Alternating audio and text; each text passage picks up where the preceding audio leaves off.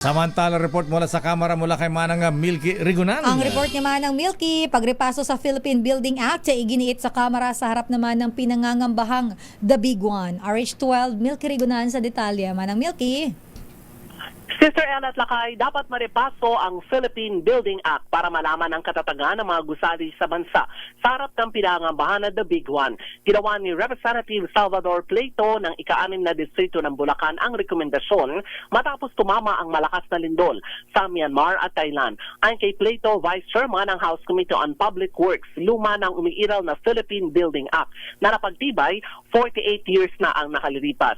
Sabi ni Pleito, kailangan ng repaso sa mga batas na umiiral tungkol sa pagdatayo ng mga gusali para malaman kung akma sa kasalukuyang panahon. Kabilang sa dapat ikonsidera kung ligtas sa may tinatayong matataas na buildings, kakayahan sa malakas na pagyanig, at factor din na dapat ikonsidera ang paglobo ng populasyon lalo na sa Metro Manila bukod sa epekto ng climate change.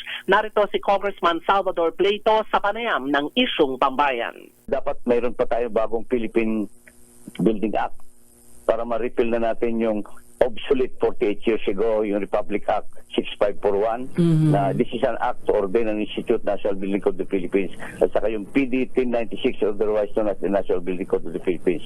Kaya para ma-prevent po natin disaster to happen, we can somewhat i-regulate natin ng mga impact ng hazards. Kaya po nananawagan muli na sana aksyonan na ng Senado itong ating mga bills na nakarating doon sa kanila.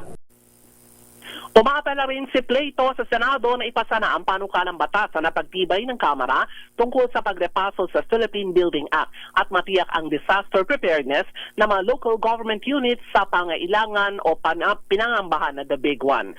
Ako si Milky Rigunan, nagulat para sa DZRH, una sa Pilipinas, una sa Pilipino. Damdamin